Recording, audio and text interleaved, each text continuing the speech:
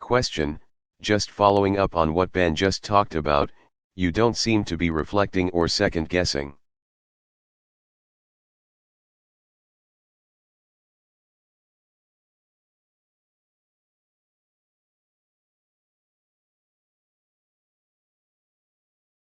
Any of the policy decisions you've made, instead saying the message the voters were sending was about.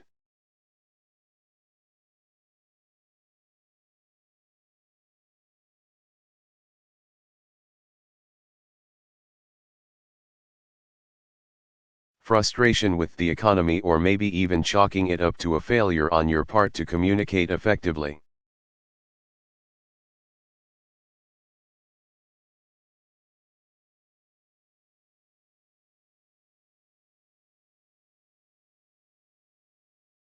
If you're not reflecting on your policy agenda, is it possible voters can conclude you're still not getting it?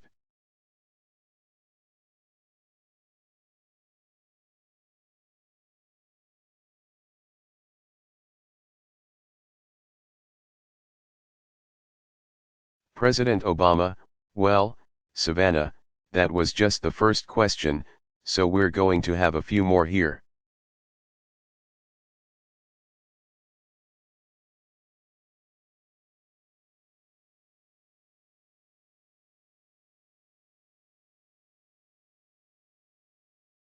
I'm doing a whole lot of reflecting, and I think that there are going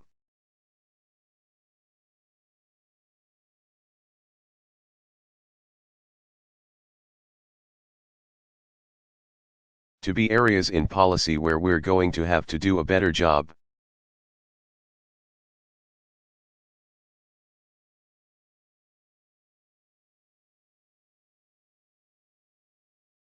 I think that over the last 2 years, we have made a series of very tough decisions.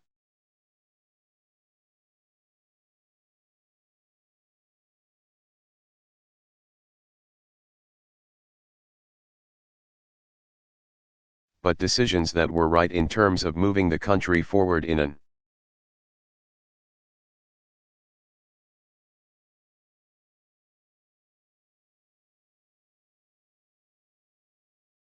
emergency situation where we had the risk of slipping into a second Great Depression.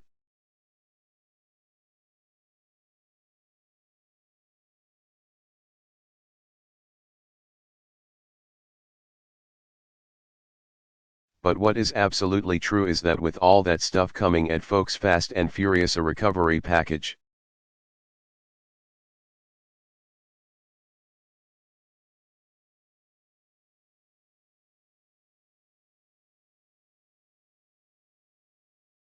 what we had to do with respect to the banks,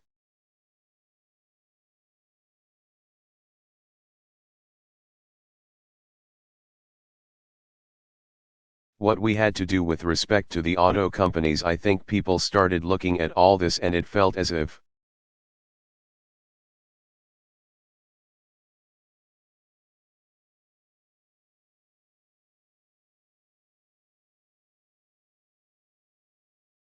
government was getting much more intrusive into people's lives than they were accustomed to.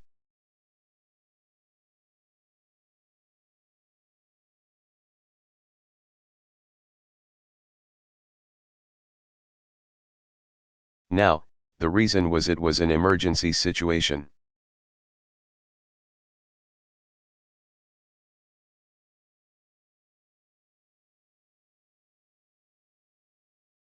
But I think it's understandable that folks said to themselves,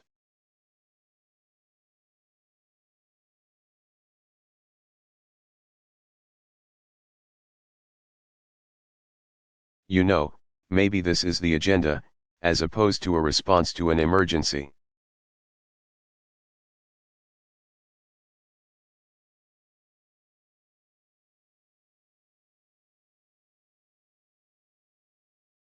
And that's something that I think everybody in the White House understood was a danger.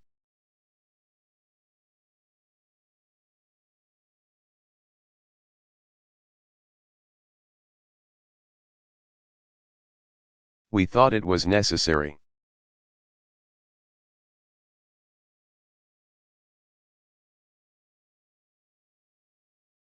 but I'm sympathetic to folks who looked at it and said this is looking like potential overreach.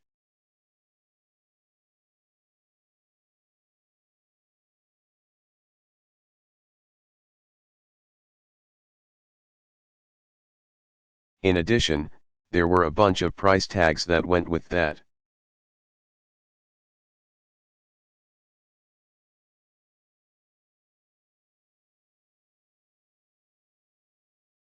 And so, even though these were emergency situations, people rightly said, gosh, we already have all this debt.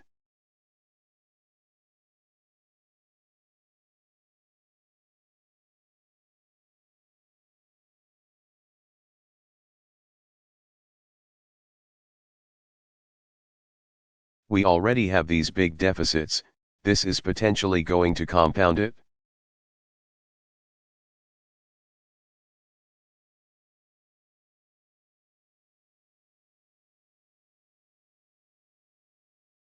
And at what point are we going to get back to a situation where we're doing what families all around the country do?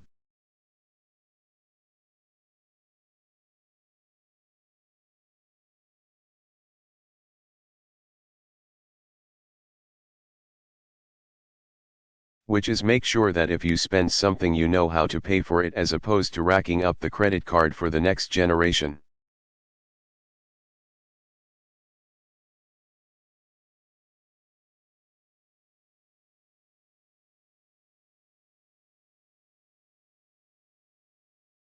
And I think that the other thing that happened is that when I won election in 2008,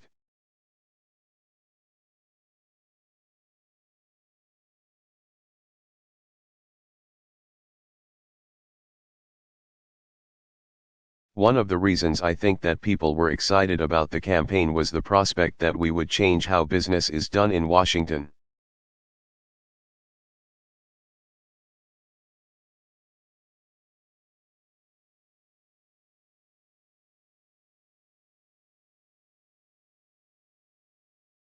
And we were in such a hurry to get things done that we didn't.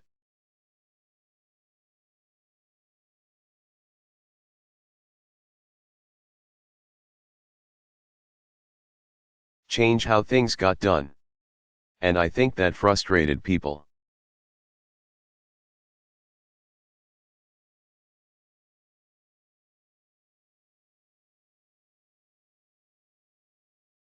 I'm a strong believer that the earmarking process in Congress isn't what the American people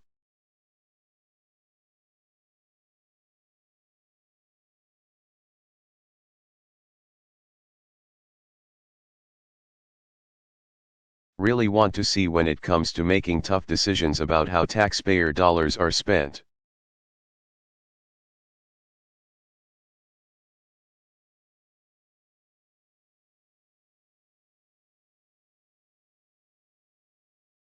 And I, in the rush to get things done, had to sign a bunch of bills that had earmarks in them.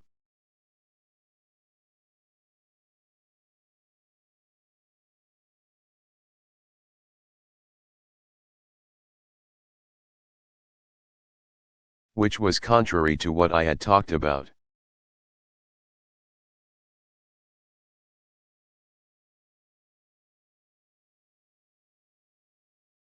And I think folks look at that and they said, gosh, this feels like the same partisan squabbling.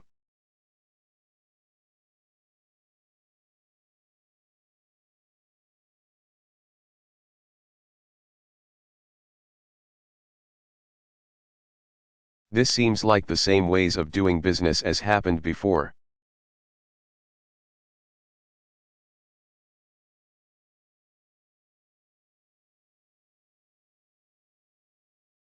And so one of the things that I've got to take responsibility for is not having moved enough on those fronts.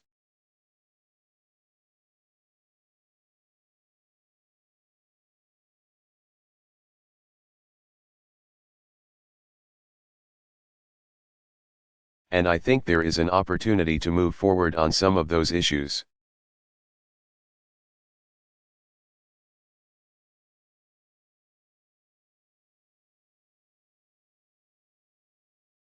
My understanding is Eric Cantor today said that he wanted to see a moratorium on earmarks continuing.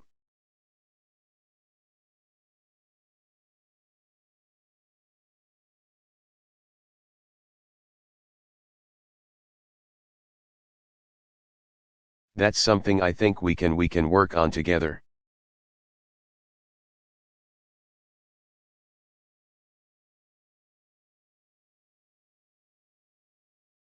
Question: would you still resist the notion that voters rejected the policy choices you made?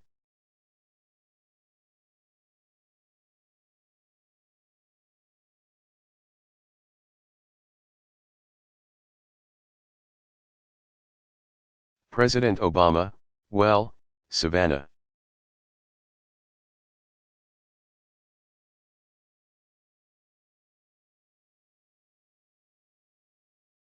I think that what I think is absolutely true is voters are not satisfied with the outcomes.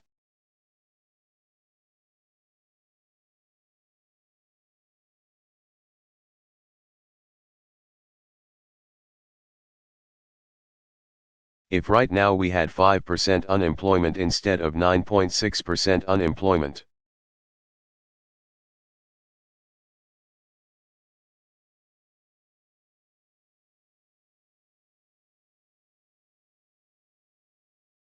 then people would have more confidence in those policy choices.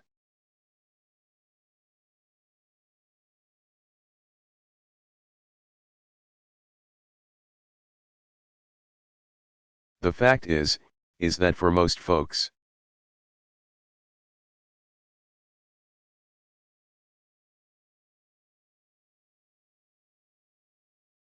proof of whether they work or not is, has the economy gotten back to where it needs to be? And it hasn't.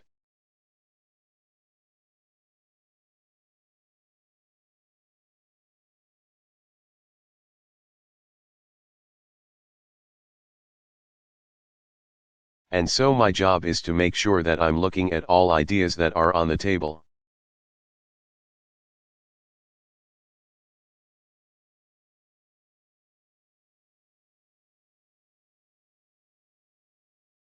When it comes to job creation, if Republicans have good ideas for job growth that can drive down the unemployment rate,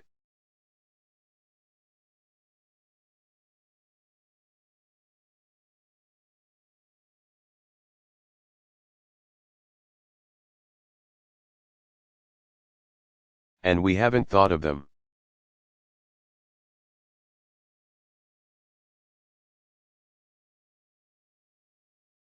We haven't looked at them, but we think they have a chance of working. We want to try some.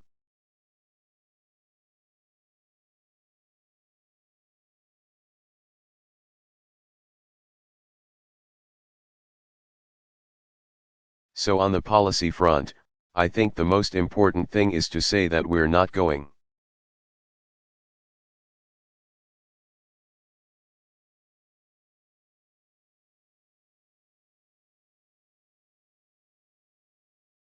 to rule out ideas because they're Democrat or Republican. We want to just see what works.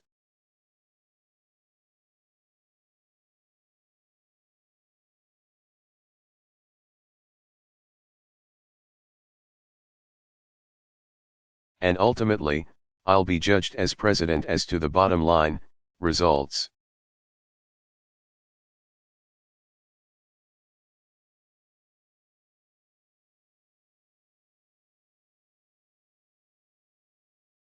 Mike Emanuel.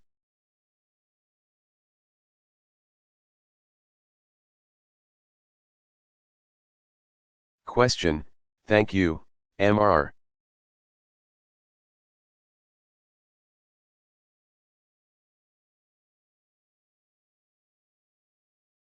President. Healthcare, as you're well aware, obviously, a lot of Republicans ran against your healthcare law.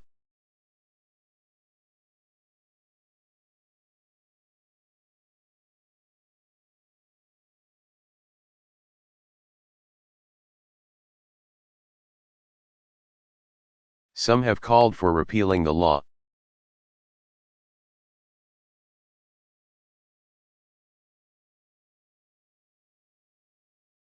I'm wondering, sir, if you believe that healthcare reform that you work so hard on is in danger at this point.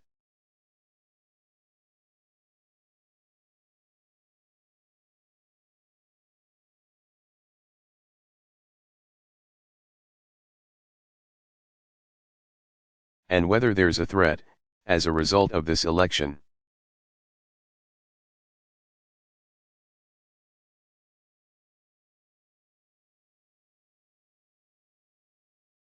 President Obama, well,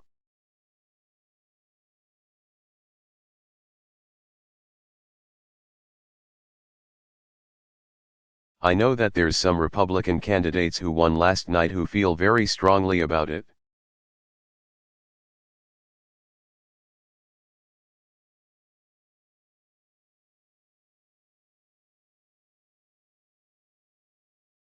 I'm sure that this will be an issue that comes up in discussions with the Republican leadership.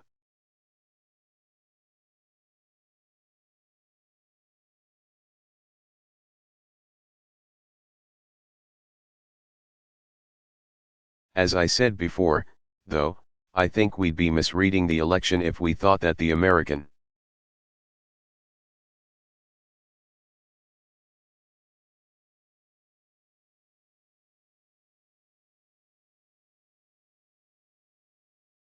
people want to see us for the next 2 years relitigate arguments that we had over the last 2 years.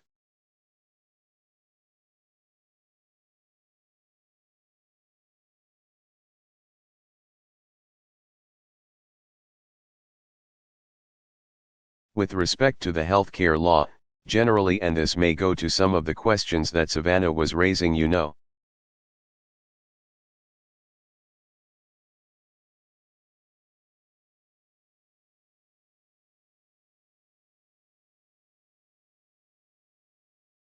When I talk to a woman from New Hampshire who doesn't have to mortgage her house because she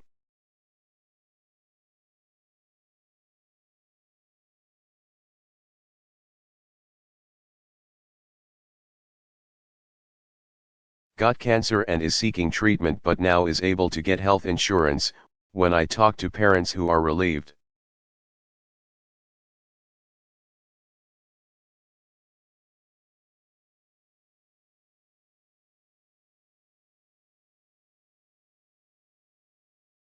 that their child with a pre-existing condition can now stay on their policy until they're 26 years old and give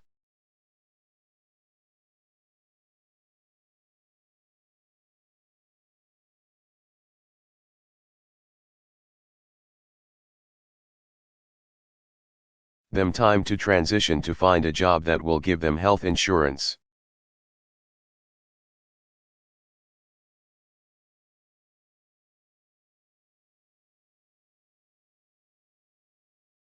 Or the small businesses that are now taking advantage of the tax credits that are provided, then I say to myself, this was the right thing to do.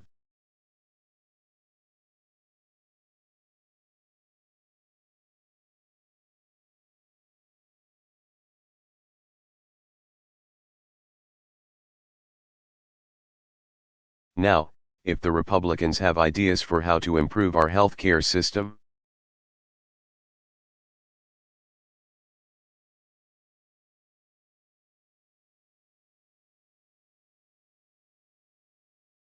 if they want to suggest modifications that would deliver faster and more effective reform to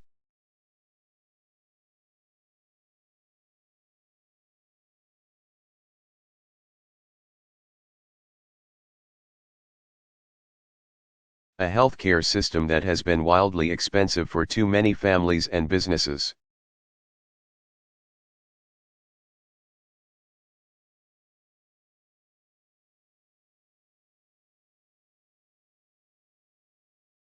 And certainly for our federal government, I'm happy to consider some of those ideas.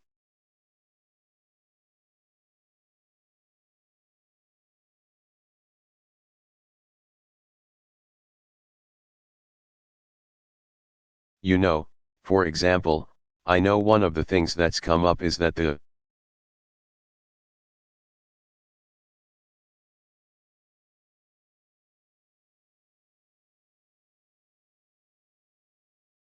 1099 provision in the healthcare bill appears to be too burdensome for small businesses.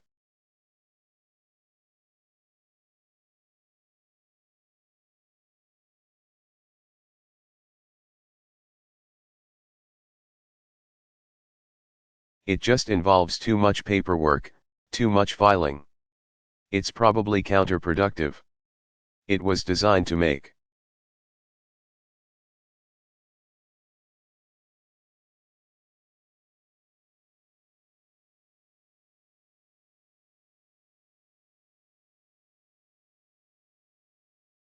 sure that revenue was raised to help pay for some of the other provisions.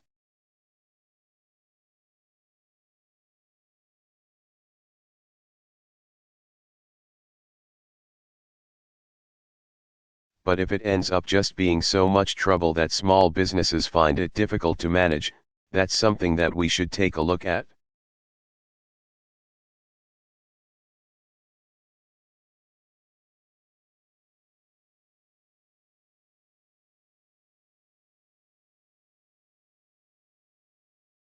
So there are going to be examples where I think we can.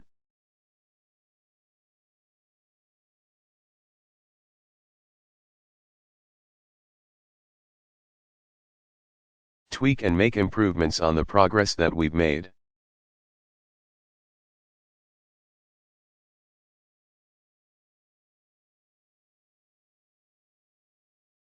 That's true for any significant piece of legislation.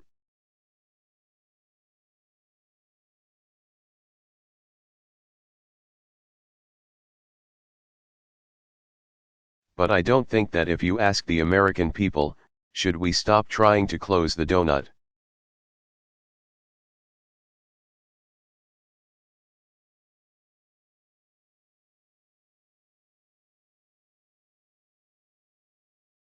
Hole that will help senior citizens get prescription drugs.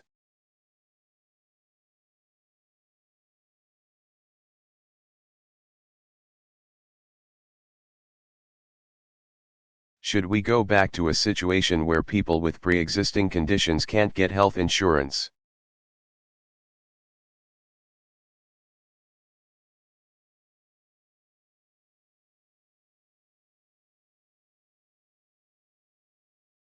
Should we allow insurance companies to drop your coverage when you get sick even though you've been paying premiums? I don't.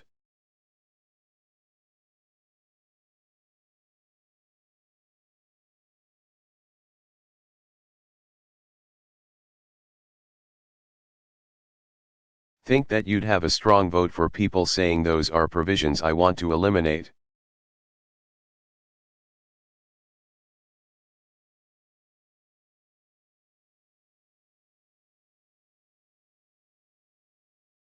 Question, according to some exit polls, sir.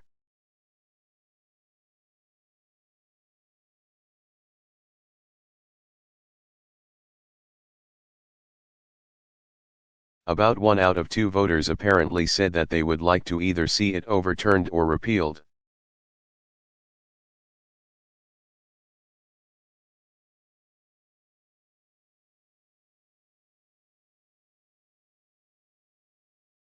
Are you concerned that that may embolden voters who are from the other party perhaps?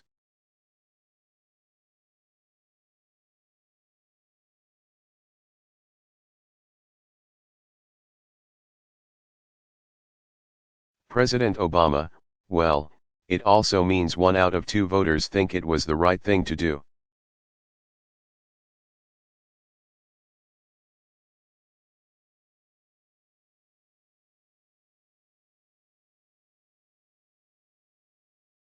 And obviously this is an issue that has been contentious.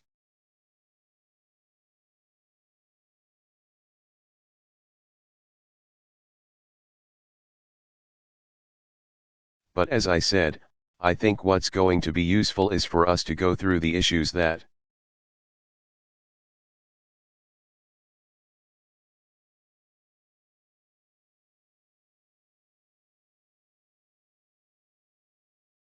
Republicans have issues on, not sort of talking generally, but let's talk specifics.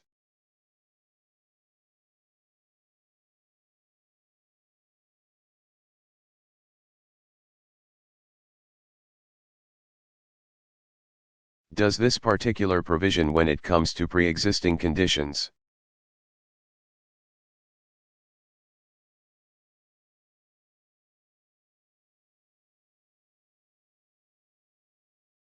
Is this something you're for or you're against?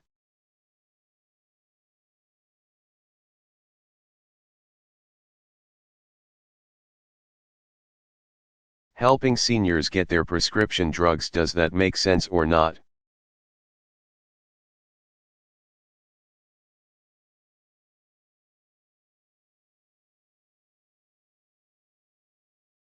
And if we take that approach, which is different from campaigning, I mean,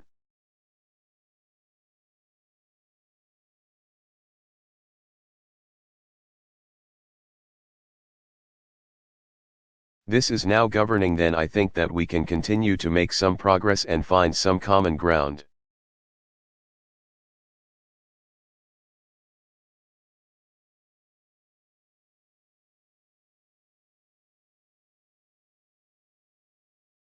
Chip Reed.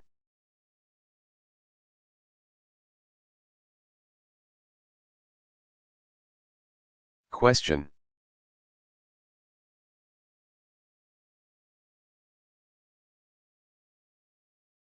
President Obama, well, I think this is going to be an important question for Democrats and Republicans.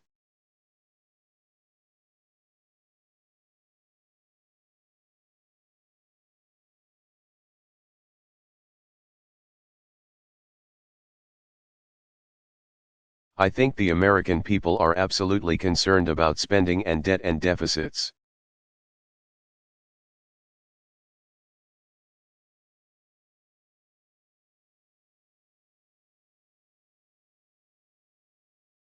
And I'm going to have a deficit commission that is putting forward its ideas.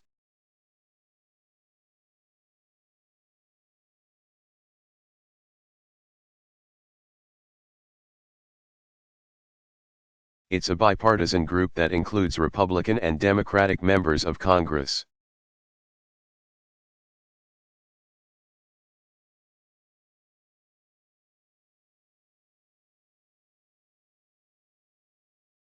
Hopefully they were able to arrive at some consensus on some areas where we can eliminate programs that don't work.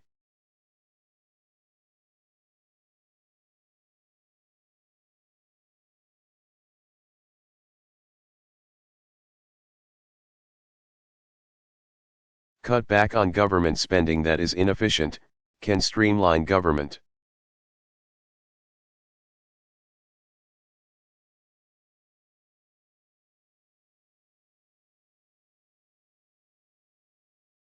But isn't cutting into the core investments that are going to make sure that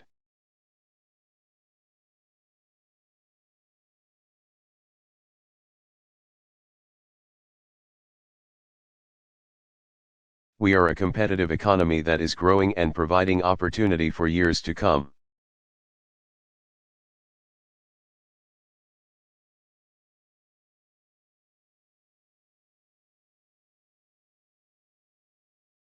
So the question I think that my Republican friends and me and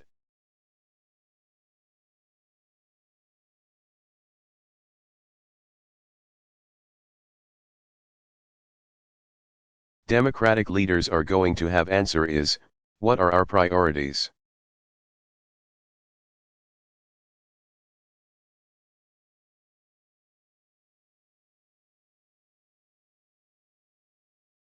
What do we care about?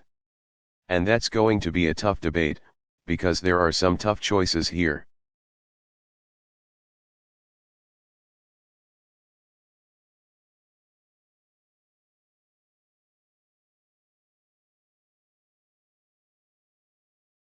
We already had a big deficit that I inherited, and that has been made worse because of the recession.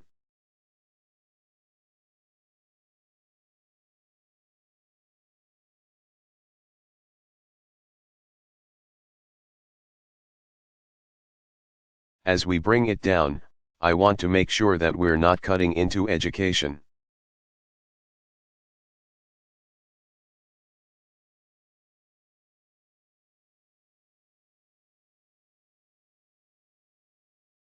That is going to help define whether or not we can compete around the world.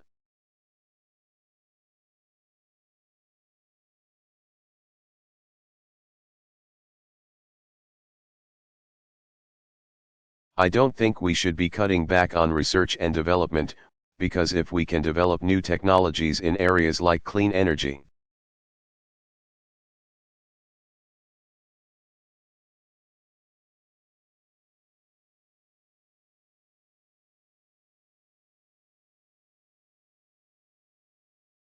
that could make all the difference in terms of job creation here at home.